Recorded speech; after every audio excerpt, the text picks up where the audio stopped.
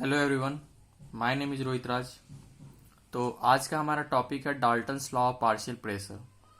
पिछले लेक्चर में हम लोगों ने सारे लॉज गैसेस लॉ के बारे में जाने थे, जैसे Boyle's law, Charles law, Gay Lussac law, Avogadro's law. तो उस वीडियो का लिंक नीचे डिस्क्रिप्शन बॉक्स में दिया हुआ है, आप जाकर देख सकते हैं। तो आइए यहाँ पे देखते हैं Dalton's law of partial pressure होता क्या है। ये बेसिकली बात करता है the analysis of mixture of two or more non reacting gas. कि मान लीजिए कि कोई एक वेजल है, जैसे अगर हम लोग मान लेते हैं ऐसे कोई वेजल है, ठीक है, उसमें बहुत सारे गैसेस है, जैसे मान लेते हैं हाइड्रोजन गैस है, ऑक्सीजन गैस है या हीलियम गैस है। तो ये सब क्या है? नॉन रिएक्टिंग है। क्या है? जो भी इसमें गैस है वो नॉन रिएक्टिंग गैस है। मतलब एक दूसरे से क्या करें? रिएक्ट नहीं कर रहे। मतलब सारा गैस जो है अकेले अलोन, मतलब ऐसा बिहेव करा कि कंटेनर में बस वो अकेला है, ऐसा समझते हैं। तो Dalton's law of partial pressure ने क्या स्टेटमेंट दिया कि when two or more gas which do not react chemically present in the same vessel, then total pressure exerted by mixture is equal to the partial pressure of each gas present in the mixture। मतलब मान लो कि जो इस container में pressure लगा रहा होगा तीनों का तीनों गैस मिलके, जो तो टोटल जो गैस होगा ना वो तीनों के अपने पार्शियल प्रेशर के सम के बराबर होगा। जैसे पीटी है तो मान लो H2 का अपना प्रेशर P1 रहा होगा, हाँ, ऑक्सीजन का P2 मान लेते हैं, हीलियम का 3 एंड सो, मतलब जितने सारे होंगे सबका समेशन। मतलब हम लोग को एक तरीके से यही प्रूफ करना है कि जो हमको कंटेनर में जो टोटल प्रेशर होता है वो क्या होता है? Sum equal to the sum of all partial pressure of each gas present in the mixture. मतलब सारे के द्वारा जो पार्शियली जो प्रेशर एग्जर्ट हो रहा है वो किसके बराबर होगा? टोटल प्रेशर के। तो आइए जैसे हम लोग यहाँ पे लेट करते हैं। तो मान लो कि एक वेजल है, कंटेनर है, जिसमें दो तरीके का गैस है, ए और बी, ये दोनों का मिक्सचर है और दोनों नॉन रिएक्टिंग गैस है। तो मान लेते हैं कि लेट मोल्स जितना होगा, मोल्स ऑफ गैस ए को मान लेते हैं हम लोग N1। क्या मान लेते हैं? N1 मान लेते हैं। उसी तरह मोल्स ऑफ गैस बी को क्या मान लेते हैं? N2। ठीक है, दोनों का मोल्स इतना इतना मोल्स उसमें होगा जो नॉन रिएक्टिंग होगा, रिएक्ट नहीं कर रहा होगा।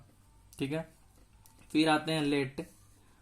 दोनों के कारण कुछ प्रेशर लग रहा होगा जिसको हम लोग पार्शियल प्रेशर बोल रहे हैं। तो पार्शियल प्रेशर ऑफ गैस ए को हम लोग मान लिए क्या? P1। क्या मान लिए? P1 मान लिए। उसी तरह पार्शियल प्रेशर ऑफ गैस क्या मान लेते हैं हम लोग? बी का P2 मान लेते हैं। तो यहां तक समझे कि कितना मोल है और कितने दोनों के द्वारा प्रेशर लग रहा है। तो जो टोटल प्रेशर होगा, टोटल प्रेशर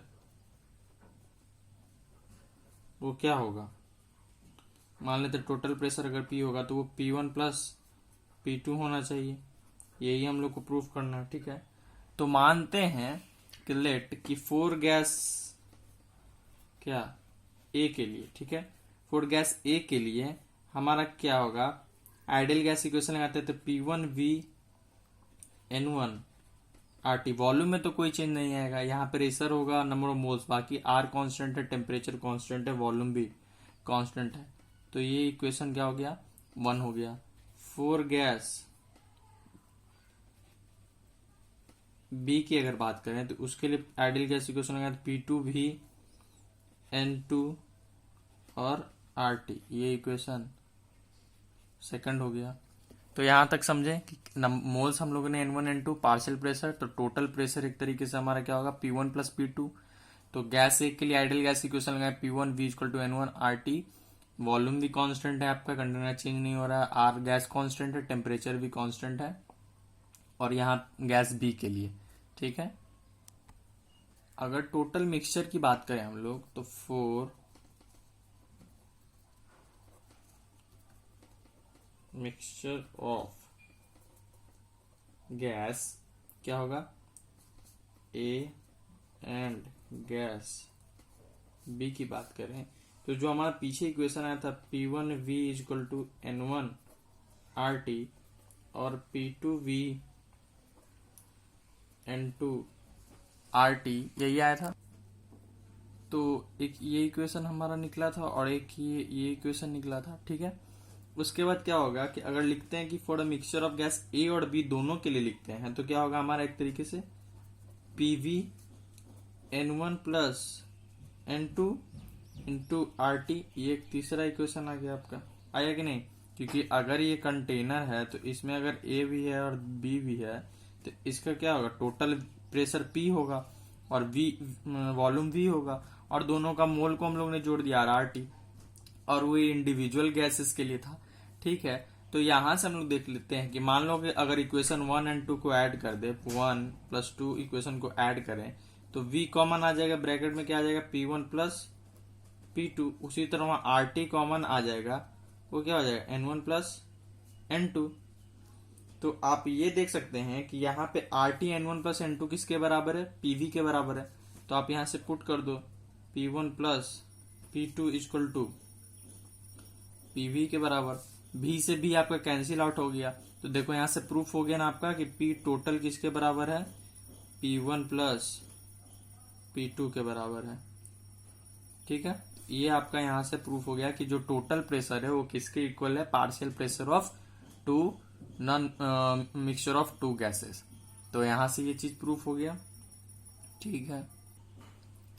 अब एक चीज हम लोग और देख सकते हैं कि यहाँ P1V equal to N1 RT है और P2V N2 RT है। अगर इस दोनों इक्वेशन को रेशियो लें अगर, तो क्या होगा, VV कट जाएगा, RT कट जाएगा, तो हमारा एक रेशियो जो आएगा, बहुत ही इंपॉर्टेंट रेशियो आएगा, क्या आएगा, P1 by P2 equal to N1 by N2। ये हमारा एक यहाँ से रेशियो आएगा, ठीक है। तो हम लोग यहां से कह सकते हैं क्या कि at constant volume and temperature, constant volume और टेम्परेचर पे जो प्रेशर होगा वो डायरेक्टली प्रोपोर्शनल किसके होगा, मोल्स के होगा। इट मीन्स अगर प्रेशर रेशियो की बात करें, प्रेशर रेशियो किसके बराबर हो जाएगा, मोलर रेशियो के बराबर। तो यहां से बहुत ही इंपॉर्टेंट चीज बात पता चली हमको, कांस्टेंट वॉल्यूम टेम्परेचर पे जो प्रेशर और डायरेक्टली प्रोपोर्शनल टू मोल होगा, और प्रेशर और रेशियो और मोलर रेशियो भी क्या होगा, बराबर होगा, ठीक है। तो अगर वहां से हम लोग देखें तो अगर ऑपरेट करते हैं, मान लीजिए कि वहां पे इक्वेशन फिर से हम लिख देते हैं यहाँ पे कि हमारा 3 इक्वेशन था। पहला इक्वेशन था P1V equal to N1 RT, ये आपका क्या था, पहला इक्वेशन था। दूसरा इक्वेशन था P2V N2 RT, ये आपका दूसरा इक्वेशन था, ठीक है। अब तीसरा इक्वेशन था PV equal to N1 plus N2 RT, ये तीसरा इक्वेशन था। तो यहाँ 3 इक्वेशन ऊपर आपको मिला था, ये पहला, ये दूसरा, ये तीसरा। तो अगर यहां से ऑपरेट करते हैं, मान लीजिए ऑपरेट 1 को बाई 3 से, ऑपरेट 1 बाई 3, यानी पहले को तीसरे से ऑपरेट करे तो इनका अगर रेशियो ले तो क्या आएगा, VV तो कट जाएगा, बचेगा हमारा P1 बाई P, इधर से RT कट जाएगा तो बचेगा N1 by N1 plus N2, यही बचेगा। इट मीन्स अगर यहां से देखा जाए तो P1 इज इक्वल टू हमारा क्या आएगा, N1 by N1 plus N2 into P, हमारा ये एक इक्वेशन आएगा। ये P टोटल लिख दिया करते हैं, यहाँ भी P टोटल कर देते हैं, ठीक है। तो यहां से हमें क्या दिखा कि ये फॉर गैस A के लिए, ये किसके लिए, 1 किसके लिए माने, तो A के लिए, कि फॉर गैस A क्या है, जो आपका पार्शियल प्रेशर है, क्या है, ये P1 पार्शियल प्रेशर था ना, पार्शियल प्रेशर है जो आपका, वो किसके बराबर है, मोल फ्रैक्शन। ये मोल फ्रैक्शन, ये individual mole upon total mole है ना, ये मोल फ्रैक्शन उसी को कहते हैं, और इनटू टोटल प्रेशर, क्या है, टोटल प्रेशर। तो यहां से ये चीज आपको पता चला कि जो हमारा पार्शियल प्रेशर है is equal to mole fraction into total pressure. ठीक है। उसी तरह फॉर गैस बी के लिए देखें, उसी तरह फॉर गैस बी के लिए अगर दोनों इक्वेशन को ऑपरेट करते हैं 2 और 3 को, तो हमारा कुछ इस तरीके से आता है कि P2 बाई पी और N2 by N1 plus N2। ठीक है, ये चीज आता। और यही को अगर इधर इक्वेट करके अच्छे से लिखते हैं तो P2 इंटू क्या था हमारा N2 upon N1 plus N2 into P total, यहाँ भी P। तो ये आपका एक और फॉर गैस बी के लिए आ जाता। ये किस क्या था, फॉर गैस बी के लिए आ जाता कि partial pressure of gas B is equal to mole fraction into total pressure. तो यहां से दो फॉर्मूला पता चला, इसको कैसे यूज करेंगे। तो एक नोट में हम लोग लिख लेते हैं इस चीज को। ठीक है, नोट में क्या है कि किसी जनरल केस में हमारा पहला केस क्या होगा कि जो हमारा पार्शियल प्रेशर जो होगा वो क्या होगा,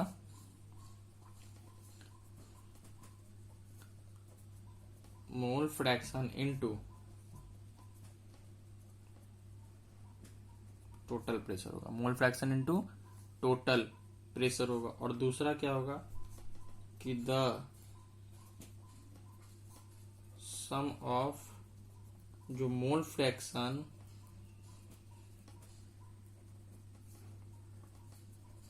of all gases present in mixture, जो भी होगा वो कितना होगा, 1 होगा। इट मीन्स अगर N1 प्लस N2 की बात करें तो उसका वैल्यू कितना होना चाहिए, 1 होना चाहिए। तो याद रहेगा कि जो भी मोल फ्रैक्शन वहां पे जो भी मोल्स प्रेजेंट है गैसेस के मिक्सचर में, तो उन लोग का मोल फ्रैक्शन का सम कितने के बराबर होगा, 1 के। अगर 3 रहते तो तीनों का सम कितने के बराबर होता, 1 ही के बराबर होता। तो ये 2 पॉइंट है, इसको नोट डाउन कर सकते हैं आप। तो आइए एक टर्म पढ़ते हैं, applications of Dalton's law of partial pressure. इसका यूज कहाँ है कि मान लीजिए एक कंटेनर है जिसके अंदर वाटर है और ये गैसेस है, और उसके अंदर एक ट्यूब है जिसमें मॉइस्ट गैस है। तो जो मॉइस्ट गैस है वो क्या है, mixture of gas and water vapour. ठीक है, तो किसी भी फॉर मॉइस्ट गैस के लिए जो हमारा टोटल प्रेशर होता है वो क्या होता है, प्रेशर ऑफ गैस और प्रेशर ऑफ वाटर वेपर, जो वाटर का वेपर होता है उसके सम के बराबर होता है। ठीक है, तो यहां से कुछ पॉइंट्स हैं। The partial pressure of water vapour in moist gas, किसी मॉइस्ट गैस में जो वाटर वेपर का पार्शियल प्रेशर होता है इज कॉल्ड एक्वस टेंशन। उसको क्या बोलते हैं, एक्वस टेंशन बोलते हैं। Which is equal to the vapour pressure of water at that temperature. वो किसके बराबर होता है, जो वाटर का वेपर प्रेशर होता है वो जस्ट उसके बराबर होता है। यानी जैसे हम लोग पिछले टर्म में पढ़े थे टोटल प्रेशर क्या होता है, पार्शियल प्रेशर के बराबर, उसी तरह जो वाटर वेपर का किसी भी मॉइस्ट गैस में जो उसका पार्शियल प्रेशर होता है उसको तो पहले एक्वस टेंशन बोलते हैं, और वो किसके बराबर होता है, वो वेपर प्रेशर ऑफ वाटर के बराबर होता है। ठीक है, और जो वेपर प्रेशर होता है हमारा वो डिपेंड करता है सिर्फ किस पे, टेम्परेचर पे। It means at constant temperature पे वेपर प्रेशर भी आपका क्या होगा, कांस्टेंट कहलाएगा। तो किसी भी ड्राई गैस के लिए अगर निकालने के लिए आपको बोले तो ये फॉर्मूला होता है कि प्रेशर, जो भी गैस का प्रेशर होता है वो किसके बराबर होता है, total pressure minus vapour pressure. अगर किसी भी गैस को प्रेशर को निकालने बोले तो आपका क्या करो, टोटल प्रेशर में से जो वेपर प्रेशर दिया हुआ है आप उससे माइनस कर दो, आपका प्रेशर ऑफ गैस निकल जाएगा। तो यहां से हम लोग एक एप्लीकेशन समझें। तो आइए एक नया टर्म पढ़ते हैं, डिफ्यूजन और इफ्यूजन। डिफ्यूजन और इफ्यूजन क्या है, gas expands to fill entire container even if other gas is present in container। एक गैस को हम लोग ने फिल किया कंटेनर में, बजाय उसमें कोई एक गैस प्रेजेंट है, तो वही जो स्प्रेडिंग ऑफ गैस कहलाता है, जो मिक्सिंग ऑफ गैस है उसी को एक तरीके से क्या कहते हैं, डिफ्यूजन कहते हैं, मिक्स जो हो रहा है गैस। और क्या हो रहा है यहाँ पे एक term, a gas confined to a container at a high pressure, किस पे, high pressure than surrounding pressure, will escape from a pinhole which is opened in a container until pressure outside the and the inside have been equalized। जैसे उसको effusion करते हैं, जैसे कि मान लो कि कोई एक कंटेनर होगा, ठीक है, ऐसे, ठीक है, तो यहाँ पे इस पे एक कोई अलग प्रेशर का गैस यहाँ पे होगा, ठीक है, मान लो O2 है, और यहाँ पे इसका यहाँ एटमॉस्फेरिक प्रेशर 10 atm होगा, ठीक है ना, यहाँ पे 0 एटमॉस्फेरिक प्रेशर होगा। तो क्या करेंगे हम लोग इस अगले केस में एक तरीके का उसमें हम लोग ओपन पिनहोल टाइप को ओपन कर देंगे। ओके, ये एक तरीके का ओपन है, तो क्या होगा, सारा प्रेशर क्या होगा इस पिनहोल के थ्रू इधर आएगा, हाई प्रेशर से किधर जाएगा, मान लो इधर हाई प्रेशर था और इधर लो प्रेशर था, तो क्या होगा, मूवमेंट इधर होगा गैस का हाई प्रेशर से लो प्रेशर, और तब तक होते रहेगा जब तक आपका दोनों के तरफ प्रेशर बराबर नहीं हो जाए। जैसे अगर इधर भी 5 atm हो जाए और इधर भी 5 एटमॉस्फेरिक हो जाए, तो तब तक इफ्यूजन होते रहेगा जब तक आपका दोनों तरफ का प्रेशर इक्वल नहीं हो जाए। उसी प्रोसेस को हम लोग बोलते हैं effusion. It means high pressure से लो प्रेशर में जो गैस इफ्यूज हो रहा है, अनटिल जब तक उन लोग का प्रेशर अंदर का बराबर ना हो जाए, उसी को हम लोग इफ्यूजन बोलते हैं। तो आइए यहाँ पे एक तरीके से एक नया बात जानने की, रेट ऑफ डिफ्यूजन और इफ्यूजन, क्या रेट ऑफ डिफ्यूजन और इफ्यूजन, ठीक है, ये होता क्या है रेट ऑफ इफ्यूजन और डिफ्यूजन? ये होता है रेट, रेट का मतलब ही होता है चेंज पर यूनिट टाइम। रेट का मतलब ही क्या होता है, चेंज पर यूनिट टाइम। ये तो आप लोग बचपन से जान रहे होंगे। तो यहां पे अगर एक चीज डिफाइन करें कि रेट ऑफ डिफ्यूजन, शॉर्ट में लिखते हैं डिफ्यूजन और इफ्यूजन, ठीक है, इफ्यूजन इज डिफाइंड, कैसे डिफाइन करेंगे rate of effusion, as their moles, क्या, moles of gas effused in unit time. मतलब किसी भी यूनिट टाइम में आपका कितना मोल इफ्यूज्ड हो रहा है, यानी रेट को अगर यहां से डिफाइन करें तो लिख सकते हैं कि मोल इफ्यूज्ड पर यूनिट टाइम, यही हमारा रेट कहलाएगा कि कितना नंबर ऑफ मोल इफ्यूज कर रहा है कितने टाइम में, वही हमारा क्या कहलाएगा, रेट कहलाएगा, ठीक है। तो आइए यहाँ पे तो पहला पॉइंट जानते हैं क्या, कि वॉल्यूम, मान लेते हैं वॉल्यूम से अगर रिलेट करें कि volume of gas effused in unit time, ठीक है। तो वॉल्यूम ऑफ गैस अगर यूनिट टाइम में इफ्यूज करेगा तो क्या होगा, हमारा रेट क्या कहलाएगा, rate is equal to volume effused upon time. यही होगा, कितना वॉल्यूम इफ्यूज किया, वहां पे आपने जाना कितना मोल इफ्यूज्ड हुआ, ठीक है। तो ये भी एक फॉर्मूला यहां से आया। उसी तरीके से दो टर्म और हैं, देखते हैं। तो यहाँ पे दो टर्म और क्या था आपका, कि चेंज इन प्रेशर पर यूनिट टाइम, वहां पे नंबर ऑफ मोल्स देखें, वॉल्यूम ऑफ गैस देखें, अब चेंज इन प्रेशर के लिए क्या हो जाएगा, rate del P upon T हो जाएगा, यानी change in pressure upon time taken. और फिर अगला एक और टर्म आता है distance travel gas per unit time, मतलब कितना डिस्टेंस ट्रेवल करता है पर यूनिट टाइम में, उसके लिए भी रेट डिफाइन हो गया कि rate is equal to distance upon time. तो ये सबसे न्यूमेरिकल्स आते हैं, जो हम लोग जब न्यूमेरिकल सॉल्व करेंगे तब हम लोग उस समय इन फॉर्मूला का यूज करेंगे। तो आइए यहाँ पे नया टॉपिक पढ़ते हैं, ग्राहम्स लॉ ऑफ डिफ्यूजन और इफ्यूजन। तो ये क्या स्टेटमेंट देते हैं कि at a constant temperature of pressure, जो द रेट ऑफ इफ्यूजन होगा या diffusion of a gases are inversely proportional to the square root of their molecular weight. यानी उसको अगर मैथमेटिकली देखें तो ऐसे होगा कि जो भी रेट होगा वो इनवर्सली प्रोपोर्शनल क्या होगा, root under molecular weight of gases. Graham law of diffusion और इफ्यूजन यही स्टेटमेंट दिए थे कि कोई भी गैस का रेट ऑफ इफ्यूजन या डिफ्यूजन क्या होगा, inversely proportional to the root under molecular weight of gas. और एक टर्म है कि जो भी लाइटर गैस होता है ना, वो इफ्यूज फास्ट करता है हाईवेयर गैस के कंपैरिजन में। लाइट गैस क्या होगा, जल्दी से जल्दी इफ्यूज करेगा, और हैवियर गैस उतना ही टाइम लेगा। तो आइए इसको और अच्छे से डिटेल में जानते हैं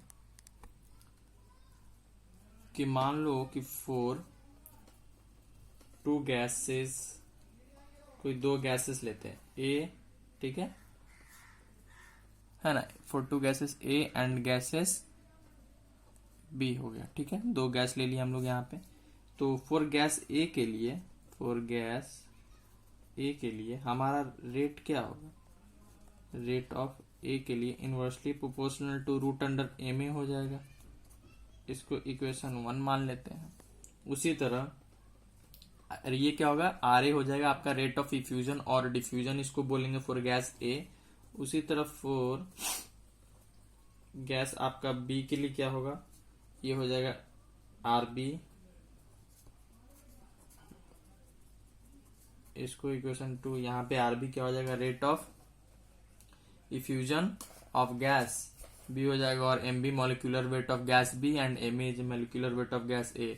अगर दोनों को ऑपरेट करते हैं, रेशियो लेते हैं, तो हमारा क्या होगा, आएगा कुछ इस तरीके से कि R A upon R B is equal to क्या हो जाएगा, रूट अंडर एम बी ऊपर चला जाएगा upon root under M A. तो आपका यही एक तरीके से यहाँ पे मैथमेटिकल टर्म निकला जिसको आप यूज कर सकते हैं कि rate of effusion of gas A upon gas B is equal to root under molecular weight of gas B upon molecular weight of gas ए।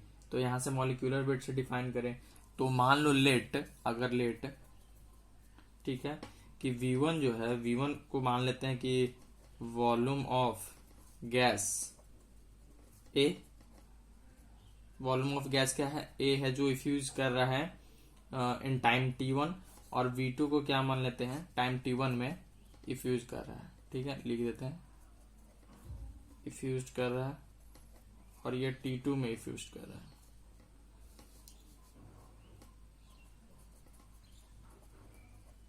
ठीक है, ये volume of gas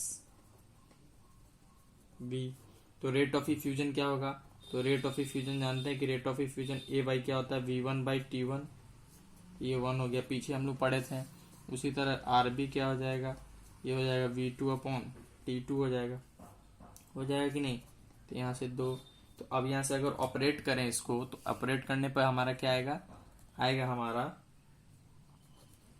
are A upon R B upon V1 by V2 into T2 by T1। यही operate करने पे हमारा formula आएगा। तो ये सब को नोट डाउन आप कर सकते हैं।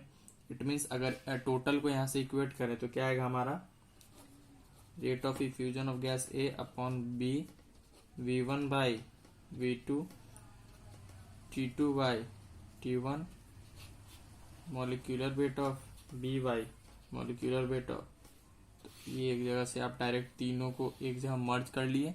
तो ये आपका फॉर्मूला हुआ कि rate of effusion of gas A upon rate of effusion of gas B is equal to volume of gas A, volume of gas B into time taken to effuse by gas B upon A is equal to root under molecular weight by B upon A. तो यहां से आपको formula मिला।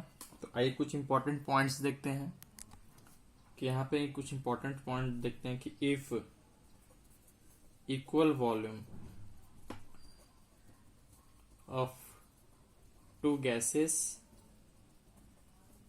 इफ्यूज, ठीक है, in different time, क्या है, in different time. तो यहां पे क्या हो जाएगा, आप क्या पढ़ते कि आर ए, सॉरी अच्छे से लिख देते इसको, R A upon R B, ठीक है। तो आपका तो वॉल्यूम V1 बाई V2 बराबर हो गया था यहाँ पे, क्योंकि जो आपको ले रहे हैं यहाँ पे पता है आपको कि V1 is equal to V2 ले लिए, तो वो तो 1 हो जाएगा। तो आपको सिर्फ क्या बचेगा, T2 अपॉन T1 और is equal to root under MB upon MB। तो यहाँ से ये वाला चीज आपको पता चलेगा, ठीक है। और नेक्स्ट पॉइंट मान लेते हैं कि आपका क्या करेगा, टाइम इक्वल कर देगा, टाइम ऑफ इफ्यूजन को क्या कर देगा, इक्वल कर देगा। तो क्या हो जाएगा, R A by R B upon V1 by V2 MB by MA। कब करेगा? जब मान लेते हैं कि T1 बराबर T2। तो यहाँ से एक और फॉर्मूला आपको मिला, दो चीज मिला। तीसरा देखते हैं, ठीक है, कि मान लो कि कोई एक ऐसे सिलेंड्रिकल बॉक्स है, ठीक है, कुछ इस तरीके का बॉक्स है। तो इसमें थोड़ा हम लोग कारीगरी कर लेते हैं। तो मान लो कि ये पूरा कितने सेंटीमीटर का होगा, मान लेते हैं ये L सेंटीमीटर का, कितना L सेंटीमीटर का मान लेते हैं, ठीक है। यहां से क्या होगा, गैस NH3 जा रहा होगा, ठीक है, और इधर से, ठीक है, Cl है।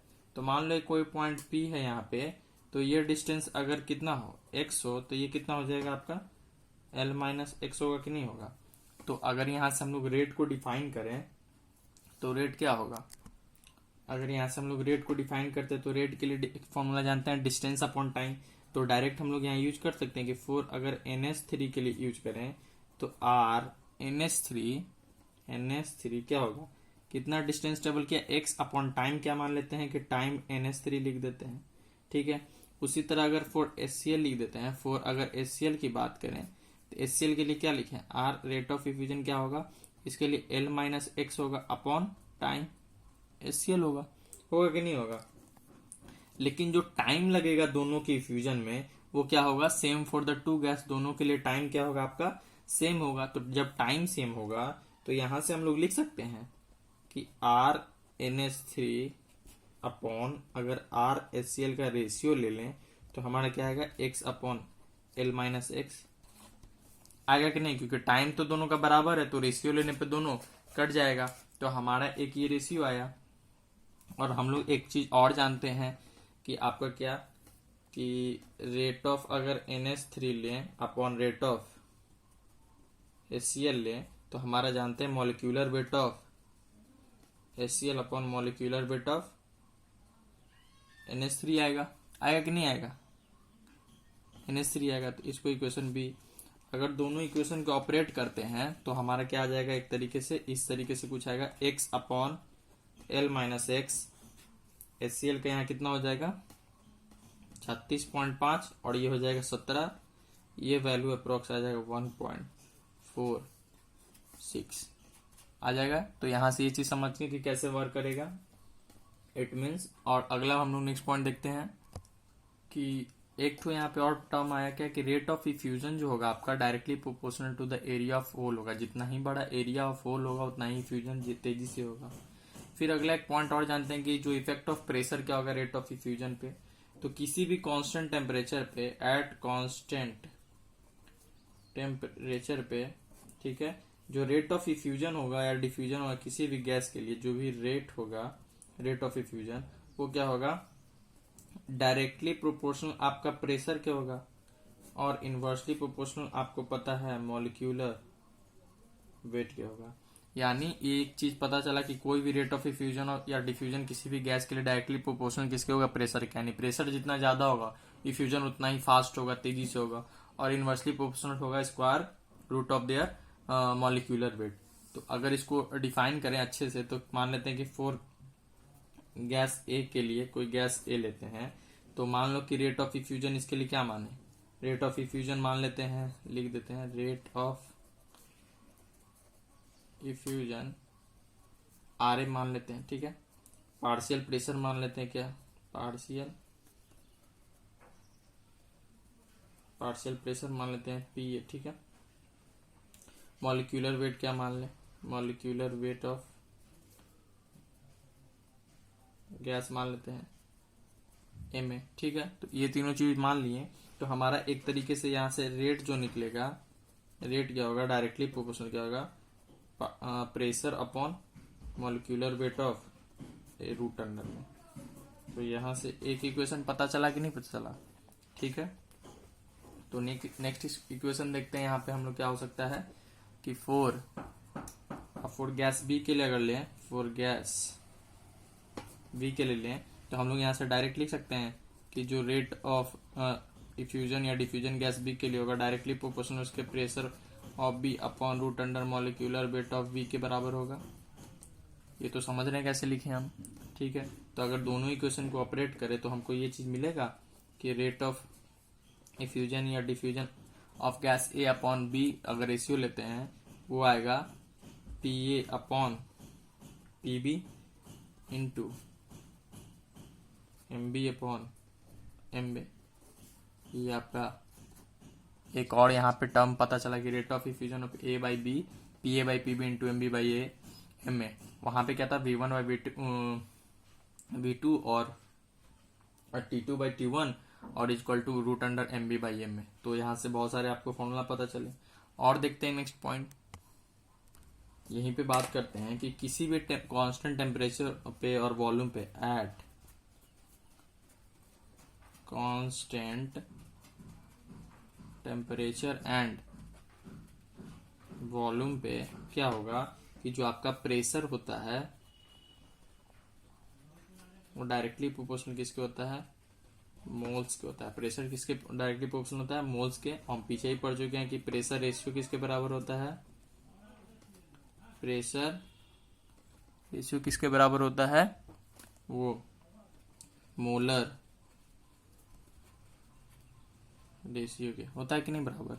हम लोग पीछे जाने थे तो इसको हम लोग ले सकते हैं कि P A by P B का जो अगर रेशियो होगा वो उसके मोल्स के रेशियो के बराबर होगा। तो न्यूमेरिकल बनाने टाइम आप ये भी यूज कर सकते हैं। तो समझे यहाँ से। तो नेक्स्ट लेक्चर में हम लोग इस पे न्यूमेरिकल्स करेंगे, फिर then kinetic theory of gas के बारे में जानेंगे। Thank you.